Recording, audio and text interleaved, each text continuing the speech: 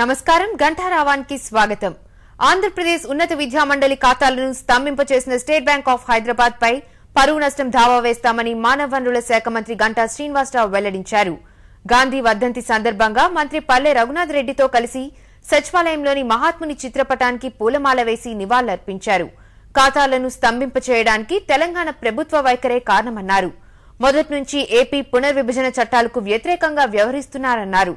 తమకు ఎలాంటి సమాచారం ఇవ్వకుండా ఎస్బీహెచ్ ఖాతాలను స్తంభింపచేయడం సరికాదన్నారు. ఆంధ్ర బ్యాంక్ వాళ్ళైతే వాళ్ళకి లెటర్ వచ్చిన వెంటనే ఒక రెస్పాన్సిబుల్ గవర్నమెంట్ ఆర్గనైజేషన్ కింద వాళ్ళు ఏపీ హైయర్ ఎడ్యుకేషన్ కౌన్సిల్కి వాళ్ళు లేఖ రాశారు. ఏపీ రీఆర్గనైజేషన్ యాక్ట్ ప్రకారం దీనికి ఎటువంటి ఇది కూడా లేదు.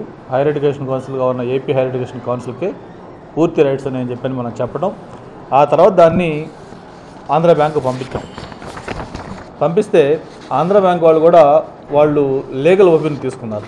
స్టేట్ బ్యాంక్ వాళ్ళు మాత్రం ఏకపక్షంగా ఎంత అన్యాయంగా ఉందంటే కనీసం ఒక లెటర్ మనకు రాయాల్సిన భావిస్తుంది. ఇట్లా వేరే వాళ్ళు ఈ విధంగా మీ అకౌంట్స్ ఫ్రీజ్ చేయమన్నారని చెప్పని ఒక లెటర్ వచ్చింది, దీని మీద మీ అభిప్రాయం ఏంటని కనీసం అడగాల్సిన భావిస్తుంది. అటువంటిది కనీసం మనకు సమాచారం కూడా లేకుండా వాళ్ళు ఒక లెటర్ ఇస్తే దాన్ని బేస్ చేసుకొని మీ అకౌంట్స్ ఫ్రీజ్ చేస్తా ఉన్నామని చెప్పని స్టేట్ బ్యాంక్ ఆఫ్ హైదరాబాద్ వాళ్ళు లేఖ పంపించారు. ఇది చాలా తీవ్రంగా ఖండించాల్సిన విషయం. అందుకే